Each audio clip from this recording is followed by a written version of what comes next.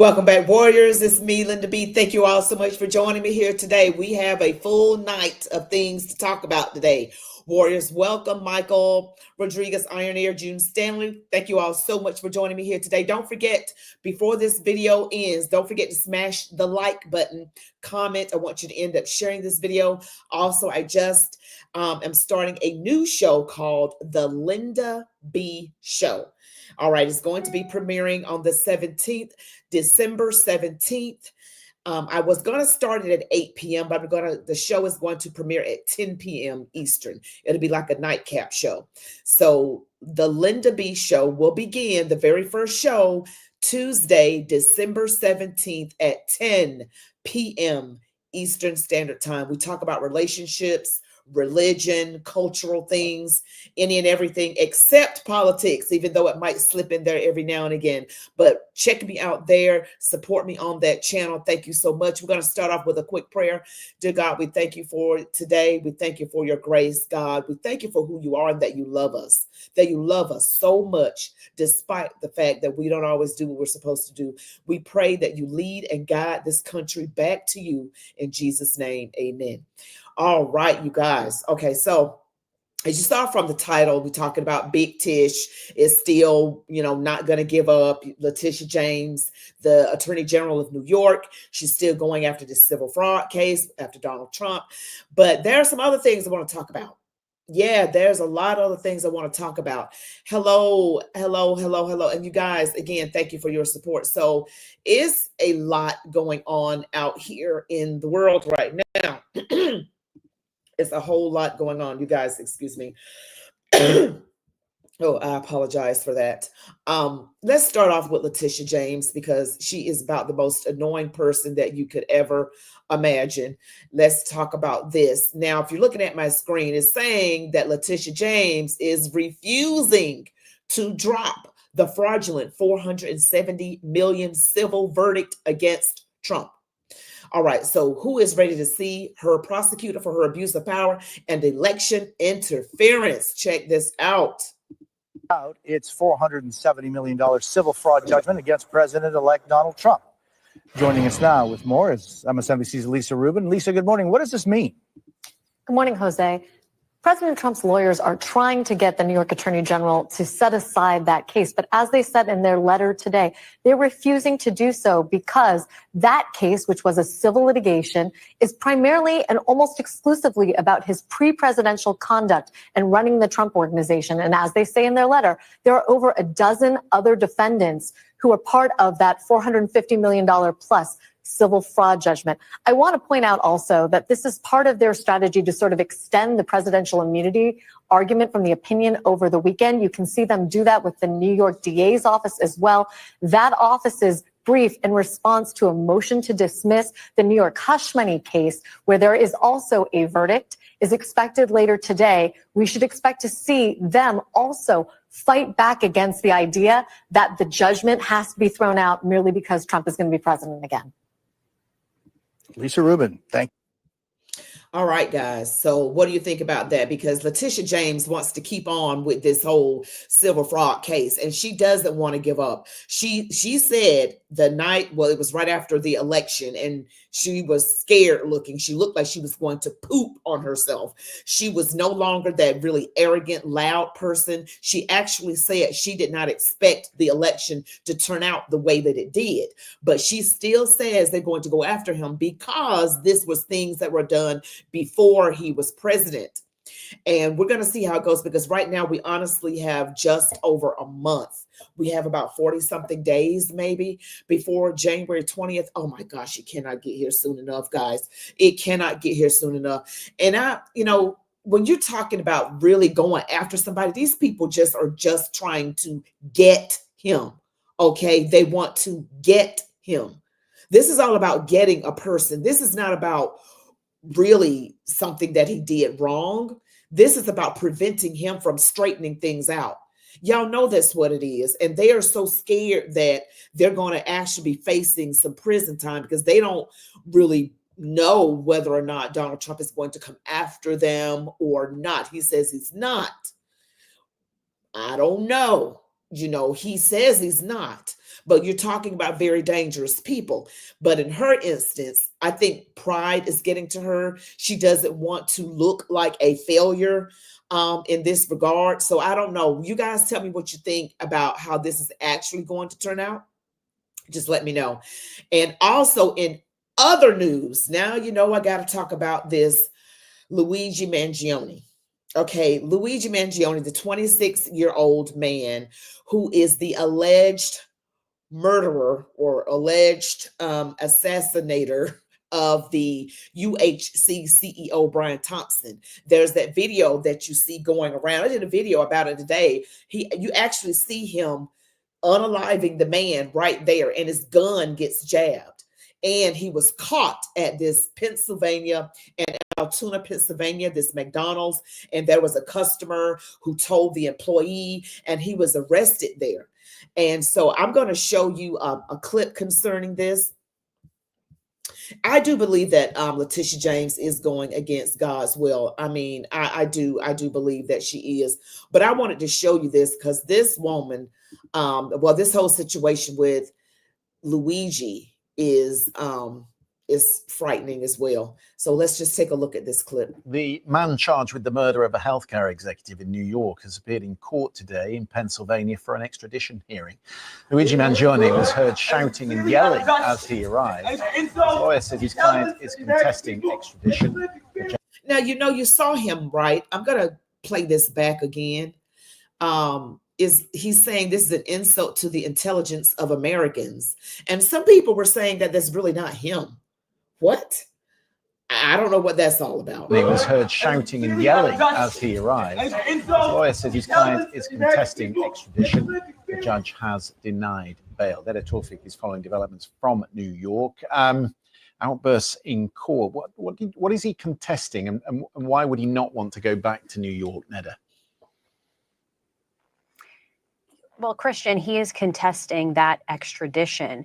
And that is a key question. Why is he contesting that? I mean, I've spoken to defense lawyers, including one, Jeffrey Lichtman, who represented the drug lord El Chapo, and others in state courts as well as federal. And he said for defense lawyers, typically, you know, you do want your client with you as soon as possible to start building a defense case. And I think it's understood that he will eventually be extradited to New York. He could have done that if he waived his right today, even. He could have been arriving here shortly, but that could take now a couple weeks, given Luigi Mangione is contesting it. So, Christian, really interesting because we saw, as you say, an outburst in court where his lawyer actually told him to be quiet.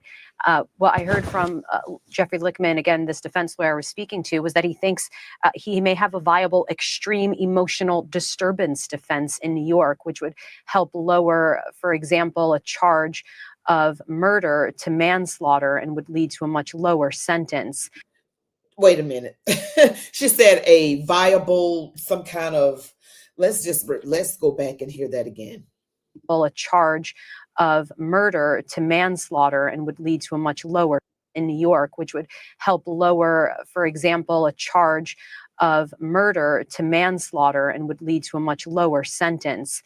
But that is going to be a key focus, of course, of his defense. He may have a viable extreme emotional disturbance defense. A viable extreme emotional disturbance, like he's got an emotional disturbance problem. So they're trying to say that the man is mental. Because he has these outbursts and all of that. And, you know, I was reading about him and he seems to come from a wealthy family. I mean, just reading some information, I just wanted to, I'm going to share with you guys this information that I found, because it seems like he comes from a family of means, you know, and he wrote like a manifesto. Okay, they found him sitting at the McDonald's in a mask. And this is how he looked at the McDonald's. If you're looking at my screen right now, that's how he was looking at the McDonald's. They caught him there in Altoona, Pennsylvania. He was carrying fraudulent IDs and passports. Okay, and all of that. And he had certain weapons on him. He was charged, of course. But I want to get back I want to get to this. Police say Mangione had handwritten note expressing views, a handwritten document that speaks to both his motivation and his mindset was also recovered from Mangione when he was apprehended by police, according to Tish. And Tish is the New York Police Department commissioner. In the 3-page note, Mangione attempted to justify his actions, police said. NYPD sources referred to the notes as a claim of responsibility. Mangione wrote that the U.S. had the most expensive healthcare system in the world, but lamented that the country ranks number 42 in life expectancy. So according to NYPD sources, intelligence officers within the NYPD believe that Mangione's grievances about United Healthcare and other healthcare insurance companies motivated the murder, NYPD sources said. So he has grievances with United Healthcare and other health insurance companies. Mangione also referred to corporations as mafiosa that have gotten too powerful, and did say that such companies abuse the United States for immense profit. He wrote that others had shown a light on corporations' corruption and greed in the past, and claimed that he was the first to face it with such brutal honesty. NYPD intelligence officers believe that Mangione might have been inspired by Unabomber Ted Kaczynski, with the handwritten note reflecting a similar mindset. The Unabomber. NYPD Chief of Detectives Joseph Kinney told reporters that officials, they don't think that there's any specific threats to other people mentioned in that document, but NYPD sources said police are concerned. Now, they're concerned about the risk of extremists viewing Mangione as an example to follow. So in other words, they're worried about copycats. Okay, Shapiro, that's the governor of Pennsylvania, expressed this concern in his Monday remarks and strongly condemned both the murder and those who celebrated it online. The suspect is a coward, not a hero, Shapiro said. He's got an Ivy League degree too. This man comes from a family of means. He graduated from the University of Pennsylvania 2020. He received a Master of Science in Engineering. While he was at Penn, he worked as a teaching assistant, founded a video game development club. He at Stanford, and he was there at Stanford, was the head counselor for pre-collegiate studies, and he has ties to Honolulu.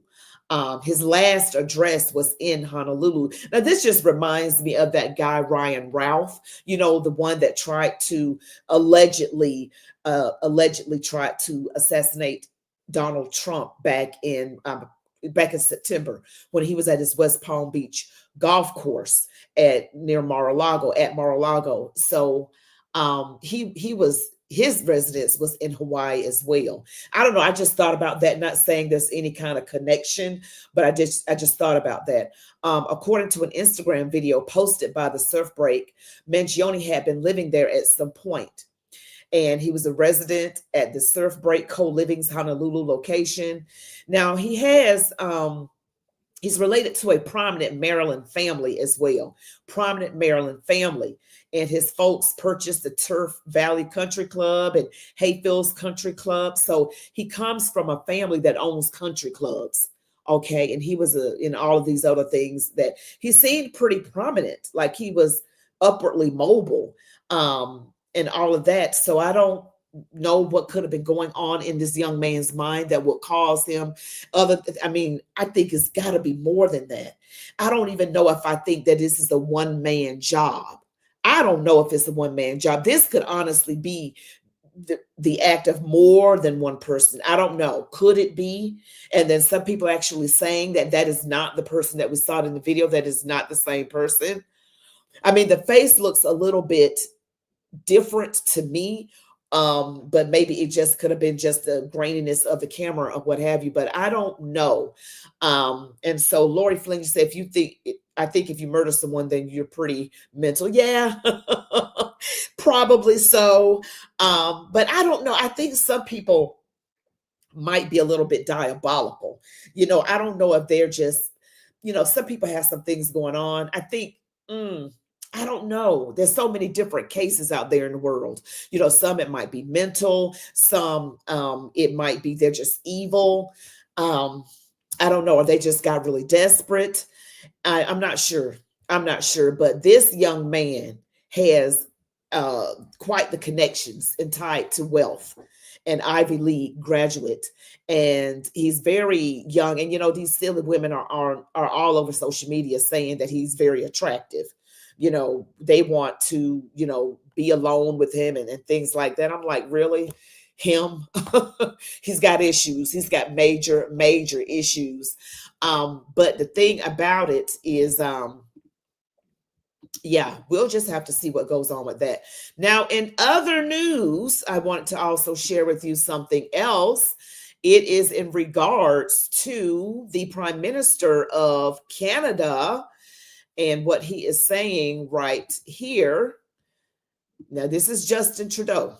This is the one that likes to sit all prim and proper.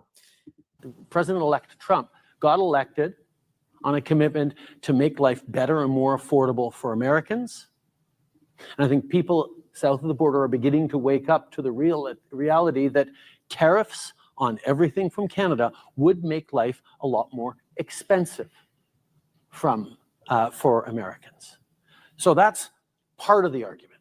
The other part is we will, of course, as we did 8 years ago, respond to unfair tariffs in a number of ways. And we're still looking at the right ways to respond. But our responses to the unfair steel and aluminum tariffs were what ended up lifting those tariffs last time. It wasn't that Americans were paying more for their steel and aluminum, although that was annoying to some people in the States. It was the fact that we put tariffs on bourbon and Harley Davidsons and playing cards and Heinz ketchup and cherries and a number of other things that were very carefully targeted because they were politically impactful to the president's party and colleagues, was how we were able to punch back in a way that was actually felt by Americans. Yeah, so it's talking about the tariffs right here. And, you know, I've been hearing a lot about tariffs on social media. People are saying it's just going to make things more expensive. It's just going to make things more expensive. Only if you get the products, those particular products from other countries that are imported. Only if you purchase those items will it be more expensive. Okay. The goal is to get people to not buy those items because of the tariff. The goal is, the idea is to get people to buy American so that we won't pay those higher prices, which will in turn cause more people to buy American, create more jobs in America. So I think the people who are on the left, and he's a clefty lefty, Justin Trudeau is a clefty lefty, that they want to focus, it's going to make things more expensive. Only if we buy those products. If we buy American, then no. You know, it's not. And it's meant for people to focus on buying American-made products. That's the whole point. That is literally the whole point. Oh, Justin Castro Iron Ear. I know one time I kept thinking of the name Justine when I see him, and I'm not trying to be funny, like my mind just went to that name right there. But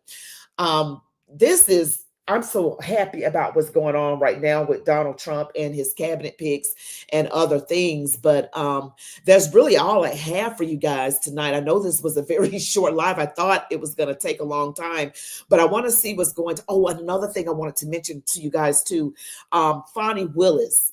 She was supposed to have gotten those documents by 5 o'clock yesterday, and I still don't think she did it. She's violated the Georgia Open Records Act. She went up against that. I honestly don't think she has turned in those documents to the head of the House Judiciary Committee, Jim Jordan. She's supposed to show documentation, all the investigative paperwork and documents, and she is not playing along last time I checked, unless something just happened. This woman is not playing along. I don't even know what's going to happen with this. She's not being cooperative. She's not. And I think she thinks that she's got protection some kind of way. She's going to be in for a rude awakening. Fonnie Willis, yo Fanny, about to get spanked. Okay, Donald Trump, he's not, I know he's not going after people. I know he's not, going to go, do retribution or whatever, but the fact that she is not being cooperative with those documents, and also that she clearly looks like she may have allegedly not told the truth under oath with her relationship, in that disqualification hearing that they had back in March. So Fonnie Willis, girl, just give it up. I don't know. She probably just don't have the information, and it incriminates her. She doesn't want to give it up. So she's just hoping that she can just, I don't know, buy time or whatever. But what does she honestly think is going to happen to her? This is not looking good. I mean, she looks like she might be headed for a jail cell. That's what it looks like to me. You guys can tell me what you think that it looks like, because she's done a lot with federal funds that she wasn't supposed to. She took, that money was spent in a way that it was not authorized to be spent. All of the financial fraud that went through that office is unheard of. And she's all in the news. She's trying to make a name for herself. These folks out here trying to make a name for themselves. You got your Alvin Braggs, your Letitia Jameses, Fonnie Willises, trying to make a name for themselves. And they're going to end up taking a mugshot, a famous mugshot. Okay. And she's insufferable. I get it, Mauricio. I agree. Yes, they're exactly. Buy American. Business is being encouraged to return their factories back to America. And yes, Fonnie lied in church. Those Democrats don't care where they are, where they lie. They can be in church. They can be in front of a preacher, a priest. They'll just lie. And Hillary Clinton did. Hillary Clinton is dangerous. I did a video on her and I said, oh my gosh, she looked right people in the face and just lied. Oh, and you guys, I want to do a video also on another Vince Everett Ellison video, but I may have to put it on my more censorship-free channel because he just too rough. If you know who Vince Everett Ellison is, he gets really rough. He is talking about Barack Obama and Big Mike. That's what he said, allegedly. Now, I didn't say it. Vince said it. I didn't say it. I didn't do it. I was looking at something. I said, ooh, that would be a good reaction video. And I said, ooh, I can't do that because he said, I'm sorry, y'all. It's a little funny, but not funny because, he just got a lot going on in that video. I'm going to put that on somewhere else. But, yeah, Fonnie, they'll lie in church. They don't care. They don't care. There's going to be a lot of people going to prison because if you saw that MSNBC Meet the Press with Kristen Welker, when Donald Trump was talking about they deleted evidence, they deleted, removed, got rid of evidence for what happened at the Capitol. Got rid of it. Yeah, Liz Cheney was in on that as well. So we got a lot of dirt coming out. A lot of dirt, and all the dirt's gonna be exposed. I am so here for it because I want to see what people in my family are gonna say. I know that probably doesn't make me a good Christian, but I want to be looking at them like this. You thought he was so bad, huh? And I can't believe I found out what I found out about the Bushes either. The Bushes, the warmongers, the neocons. This is horrible. We got to look at the fact that whenever you have someone in power that does not want to go along with the others in how they make money, whether back in the day through Abraham Lincoln, it was slavery. You know what happened to him. JFK didn't want to go to war. You know what happened to him. Donald Trump doesn't want to go to war. You know what they tried to do to him. So there is this synergy between why they don't like certain people, because they do not want to do the thing that is the money-making thing of the time. And we know that war is the money-making thing of today's time. So I'm just saying the truth is the truth, But I'm going to remind you guys to smash like, comment, share the video. And also don't forget that I have a new show called The Linda B Show. It'll be premiering Tuesday, December 17th at 10 p.m. Eastern Standard Time. This is a show. It's not about politics. It's cultural. It's religious. It's about relationships.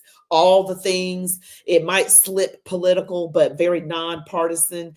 And so that you guys, hopefully you will check it out, and it'll be like something you watch right before you go to bed. But thank you guys so much for watching. Again, don't forget to smash like, comment, share, and all the things. And don't forget about my new show. Also, I have a video with Pastor Cliff McAnthony. It debuted yesterday.